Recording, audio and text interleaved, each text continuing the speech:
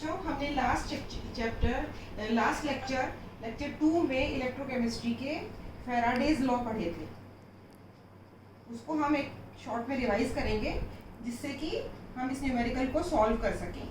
तो फैराडे का first law कहता है, आपको मैंने बताया था कि किसी भी विद्युत अपघट्य में से, किसी भी इलेक्ट्रोलाइट में से जब विद्युत धारा प्रवाहित की जाती है तो निक्षेपित होने वाले पदार्थ में हमने देखा था कि जब विद्युत धारा या इलेक्ट्रिसिटी किसी इलेक्ट्रोलाइट के सॉल्यूशन में से प्रवाहित की जाती है तो निक्षेपित होने वाले पदार्थ की मात्रा प्रवाहित की गई विद्युत धारा की मात्रा के समानुपाती होती है। और यहाँ पर Q विद्युत धारा की मात्रा है जो कि I एम्पियर करंट को t सेकेंड तक प्रवाहित करने पर प्राप्त होती है। ये है ampere and this is in seconds, और एम्पियर इंटू सेकेंड होता है कूलम्ब। सेकेंड लॉ में मैंने आपको बताया था कि जब एक से अधिक विद्युत अपघट्यों के मध्य समान विद्युत धारा की मात्रा प्रवाहित की जाती है तो निक्षेपित होने वाले पदार्थ की मात्रा प्रत्येक इलेक्ट्रोड पर एक से अधिक विद्युत अपघट्यों के विलयन में प्रवाहित होने वाले पदार्थ की मात्रा उनके तुल्यांकी भार के समानुपाती होती है। और इन दोनों इक्वेशंस को काम में लेकर के हमने एक इक्वेशन डराइव की थी, m is proportional to I into T into E, और इसको हमने वापस चेंज किया था प्रोपोर्शनल कांस्टेंट लगाकर I into T into E upon F. यहाँ 1/f फैराडे एक प्रोपोर्शनलिटी कांस्टेंट है, I एम्पियर में करंट की धारा है, t टाइम जितने समय के लिए विद्युत धारा प्रवाहित की गई सेकंड में है, और E जो है वो तुल्यांकी भार है पदार्थ का जो कि निक्षेपित हुआ। अब इस नियम पर आधारित मैं एक न्यूमेरिकल आपसे को कराना चाहती हूँ जिससे कि आपको प्रैक्टिस रहे।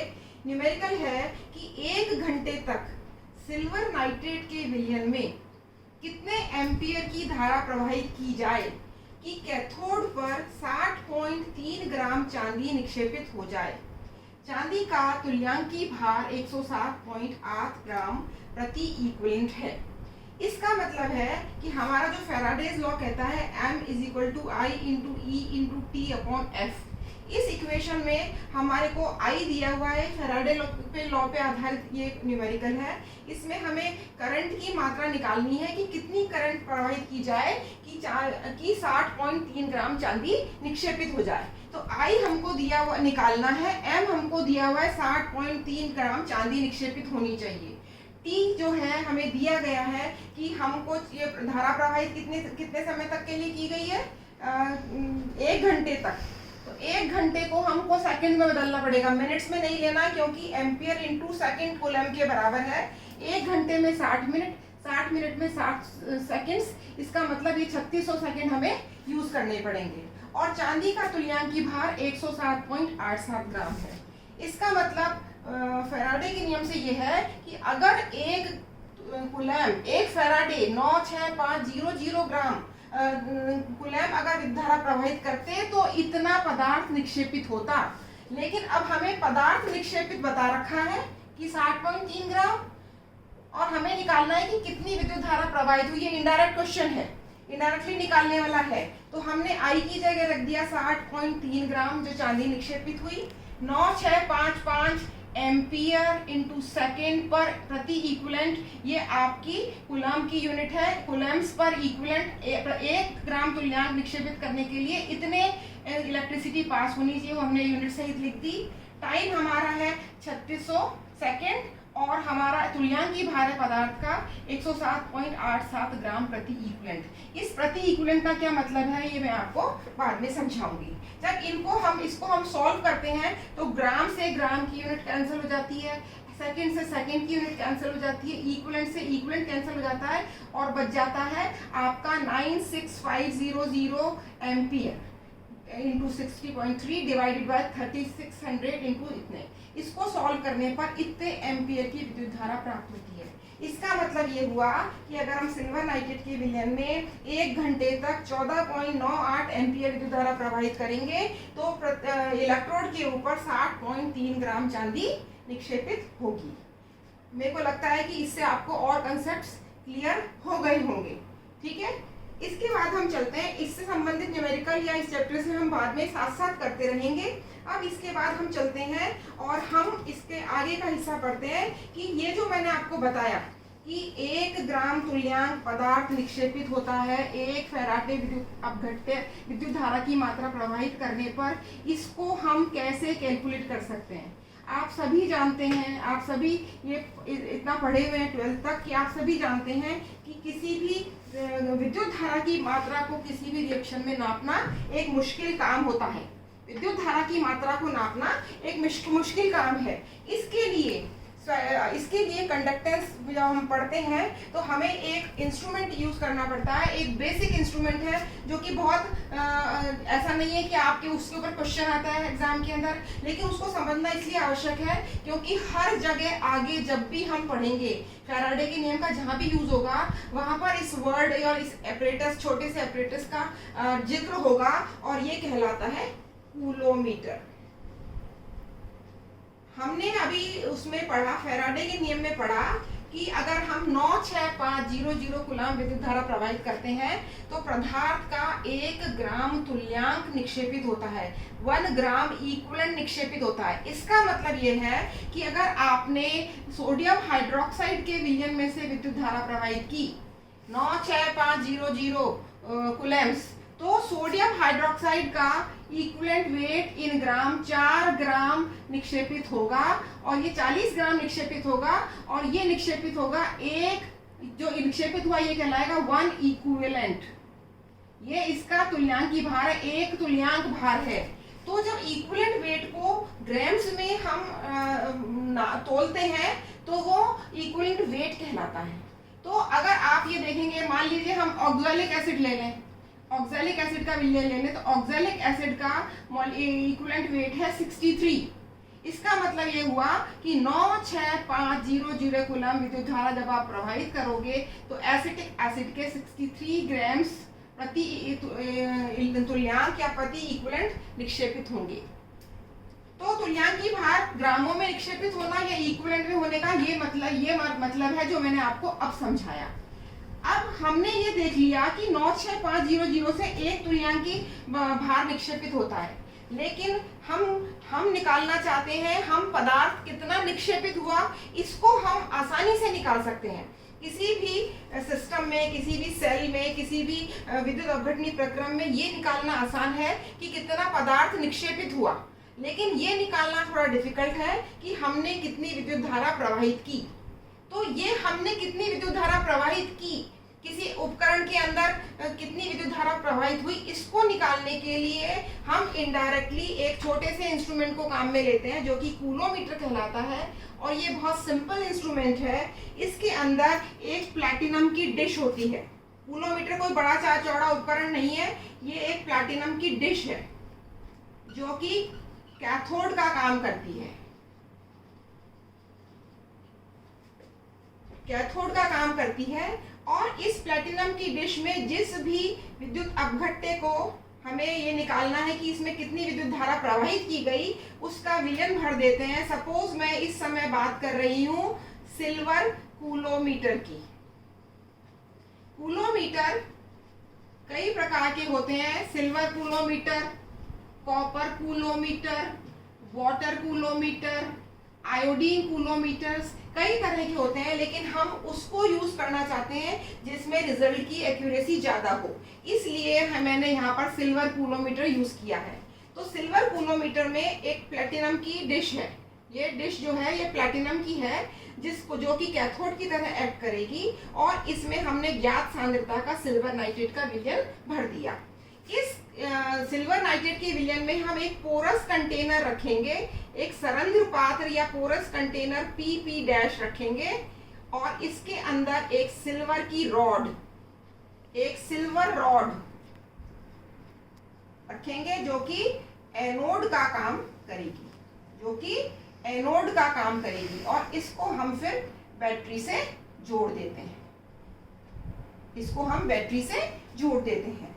ये पोरस कंटेनर PP डैश इसलिए प्रयुक्त किया गया है जिससे कि जब यहाँ पर रासायनिक अभिक्रिया हो, वेरियस रिएक्शंस हो, तो सिल्वर का कोई पार्टिकल जाकर प्लैटिनम की डिश पर जमा ना हो।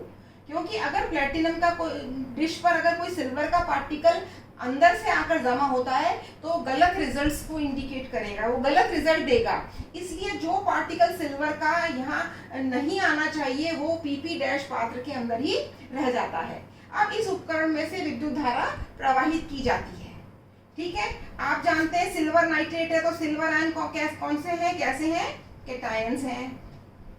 नाइट्रेट आयंस कैसे हैं, एनायंस हैं। और आपको मैंने फर्स्ट और सेकंड लेक्चर में पढ़ाया है कि कैटायंस हमेशा कहाँ जाएंगे, कैथोड की तरफ जाएंगे। कैथोड नेगेटिवली चार्ज है, वहां से एक इलेक्ट्रॉन लेंगे और सिल्वर में रूप में इस प्याली पर निक्षेपित हो जाएंगे, प्लैटिनम डिश पर डिपॉजिट हो जाएंगे। ठीक है, सिमिलरली आपको मैंने बताया नाइट्रेट आयंस हैं। नाइट्रेट आयंस जाएंगे कहाँ जाएंगे, एनायंस हैं, तो ये एनोड की तरफ जाएंगे। एनोड अपना कैसा है, एनोड अपना क्या है, सिल्वर की रॉड है। नाइट्रेट आयन जाएंगे और सिल्वर के एनोड से यहाँ पर सिल्वर से रिएक्शन करके, सिल्वर आयन से रिएक्शन करके ये सिल्वर नाइट्रेट बना लेंगे। मतलब सिल्वर आयन जाएंगे, पॉजिटिव इलेक्ट्रोड जाएंगे नेगेटिव की तरफ और नाइट्रेट आयन जाएंगे सिल्वर की रॉड की तरफ। ये नेट सेल रिएक्शन होगा। तो जब हम लगातार विद्युत धारा प्रवाहित करेंगे तो इस प्लैटिनम की डिश के ऊपर सिल्वर के पार्टिकल्स जमा होते जाएंगे। तो इस प्रयोग को करने से पहले हम सबसे पहले क्या करते हैं, इसमें विद्युत की धारा प्रवाहित करने से पहले सबसे पहले क्या करते हैं, इस प्लैटिनम की डिश को सबसे पहले धो लेते हैं।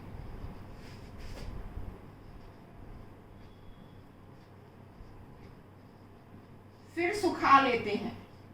धोने के बाद इसको सुखा लेते हैं और फिर इसका वेट ले लेते हैं।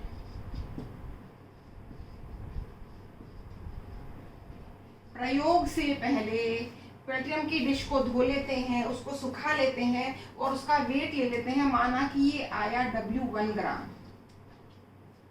उसके बाद इसमें सिल्वर नाइट्रेट का सॉल्यूशन भर देते हैं और 25 मिनट 30 मिनट जितना हम चाहें उतनी देर तक इसमें विद्युत धारा प्रवाहित करते हैं। विद्युत धारा प्रवाहित करने से रिएक्शंस होंगे और सिल्वर पार्टिकल्स आकर के सिल्वर की डिश पे डिपॉजिट हो जाएंगे और इस डिपोजिशन के कारण इस प्लैटिनम की डिश का भार बढ़ जाएगा। इसलिए जब हमारा प्रयोग पूरा हो जाए उसके बाद सिल्वर नाइट्रेट का वीना हटा देते हैं, प्लैटिनम की डिश को दूसरे बार वापस इसको धोते हैं। प्लैटिनम की डिश को धोते हैं कब, प्रयोग के बाद। प्लैटिनम की डिश को धोते हैं, इसको फिर से सुखा लेते हैं और फिर इसको तोल लेते हैं और इसका वेट आया मान लो W2 ग्राम। इसका मतलब हुआ कि जितनी देर विद्युत धारा हमने प्रवाहित की उतनी देर में निक्षेपित होने वाले सिल्वर की मात्रा बराबर है W2 माइनस W1 ग्राम। इतनी पदार्थ की सिल्वर की मात्रा निक्षेपित हुई। टाइम हमें मालूम है कि हमने कितने समय तक विद्युत धारा प्रवाहित की, इतना पदार्थ निक्षेपित होगा। अब फैराडे के नियम के अनुसार इस बात को ध्यान में रखते हुए कि सिल्वर नाइट्रेट का तुल्यांकी भार 107.87 ग्राम है, हम ये निकाल सकते हैं कि कितनी विद्युत धारा की मात्रा प्रवाहित हुई। फैराडे के नियम के अनुसार 107.87 ग्राम सिल्वर निक्षेपित होती है, जो कि इसका तुल्यांकी भार है। ये निक्षेपित होती है 96500 कूलम विद्युत धारा प्रवाहित करने पर। इसलिए 1 ग्राम सिल्वर निक्षेपित होगी 96500 बटा 107.87 कूलम विद्युत धारा प्रवाहित करने पर। और हमारा कितना पदार्थ निक्षेपित हुआ है प्रयोग के बाद, m ग्राम। तो m ग्राम विद्युत धारा निक्षेपित होगी 96500 बटा 107.87 इंटू m कूलम विद्युत धारा प्रवाहित करने पर। अर्थात हमने इस प्रयोग के द्वारा ये पता किया है कि हमारी m ग्राम जो अभिक्रिया हुई जिसमें m ग्राम पदार्थ निक्षेपित हुआ, तो हमने इसमें कितनी विद्युत धारा कूलम्स में प्रवाहित की। अदरवाइज विद्युत धारा को नापना एक मुश्किल काम है। इसलिए हम आगे चलकर ट्रांसपोर्ट नंबर पढ़ेंगे, ट्रांसफरेंस नंबर पढ़ेंगे या अभिगमनांक पढ़ेंगे आयंस का, और उनको निकालने के दो मेथड्स पढ़ेंगे। उन दोनों मेथड्स में मैं आपको पूछूंगी कि ये कहूंगी कि सीरीज में कूलोमीटर को लगाओ। सीरीज का मतलब समझते हैं, सीरीज का मतलब वो होता है जैसे मैंने कल आपको बताया था कि 3 हमने इलेक्ट्रो वोल्ट मीटर ले लिए, हाइड्रोजन, कॉपर और सिल्वर का, उनमें समान विद्युत धारा प्रवाहित की तो सबके तुल्यांक की भार 1, 37.6 और 107.8 ग्राम सिल्वर निक्षेपित हुई। तो जब पदार्थ जब वोल्टामीटर या कोई भी सिस्टम सीरीज में जुड़ा हुआ होता है तो जितनी विद्युत धारा की मात्रा बाकी के उपकरण में प्रवाहित होगी उतनी ही विद्युत धारा की मात्रा कूलोमीटर में से प्रवाहित होगी। तो जितना यहाँ पर पदार्थ निक्षेपित होगा उतना ही इलेक्ट्रोड पर निक्षेपित होगा। तो इलेक्ट्रोड के भार से हम ये निकालेंगे कि हमने कितनी विद्युत धारा प्रवाहित की। तो वहां पर मैं हर समय बोलूंगी आपको कि कूलोमीटर को सीरीज में लगाओ, कूलोमीटर को सीरीज में लगाओ, और वही मैं आपसे पूछूंगी कि कूलोमीटर को सीरीज में क्यों लगाया है, और उसका आंसर ये है कि हम ये जानना चाहते हैं। तो इसलिए बेसिक कंसेप्ट कूलोमीटर का आपको क्लियर होगा, तभी आप मेथड्स समझ पाएंगे।